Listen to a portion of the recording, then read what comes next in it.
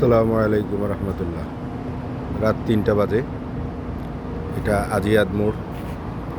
আজিয়াদে এই ছোট হোটেলটা দেখছেন, এই হোটেলটা 2017 এবং 18 সালে থেকেছে। আর এই 2026-এ এসে থাকলাম এইখানে। আপনারা এই দেখছেন বাচ্চার বাড়ির মূল ফটক। এবারের হোটেলটা হচ্ছে এই হোটেলটা। এই হোটেলটা মাশাআল্লাহ মোটের উপরে একদম খারাপ না, একটু কনজাস্টেড, বাট হোটেলটা ভালো।